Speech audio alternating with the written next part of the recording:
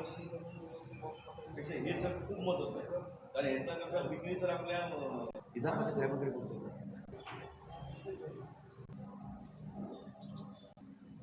इथे आपले माणसं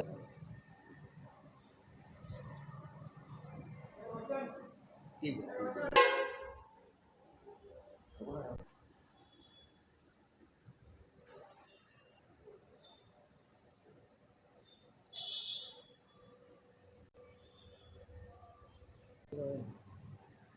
उभे राहिले.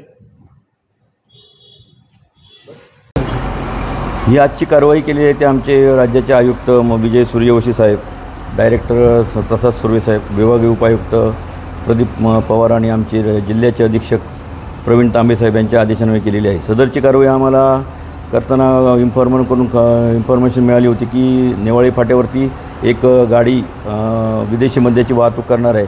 त्यानुसार सापळा रचला असता त्या गाडीचा संशयित गाडी आम्ही ताब्यात घेतली. त्या गाडीमध्ये आम्हाला जवळजवळ 10 बॉक्स विदेशी मद्याचे मिळून आले. त्या 10 बॉक्सचा तपासणी केल्यासाठी डुप्लिकेट दारू असल्याचं आम्हाला प्रथमदर्शनी आढळून आल्यानंतर तो 2 इसमांनी मी अटक केले होते. त्यांच्याकडून माहिती घेतली असता त्याने सांगितलं की सदरची दारू पडग्यातून आणली. मग त्या ठिकाणी त्या इसमास घेऊन आम्ही पडग्याला गेलो असतो. त्या ठिकाणी आम्हाला गोडाऊन मिळालं. त्या पडग्याच्या गोडाऊनमध्ये आम्हाला दमननिर्मित मद्य आणि डुप्लिकेट लेबल आणि बुचे अशा जवळजवळ आम्हाला 25-30 बॉक्स मिळून आले रिफिलिंग केलेले. आणि जे दमनमध्ये असतं ते त्याच्यावरती Maharashtra for sale in Maharashtra label लावून त्याची विक्री महाराष्ट्रात सर्रास होत असते. अशा प्रकारे दारू मिळाली. त्या ठिकाणी आम्ही एक आरोपीस अटक केली. त्याने आणखी एक माहिती दिली की माझं एक अजून गोडाऊन आहे कर्जत येथे.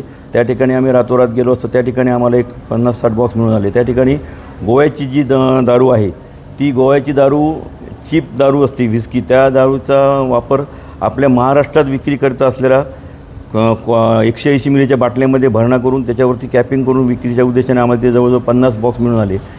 गुन्हा रजिस्टर क्रमांक 64/2025 आम्ही गुन्हा नोंद करून 3 आरोपींना अटक केलेली आहे. पुढील तपास चालू आहे.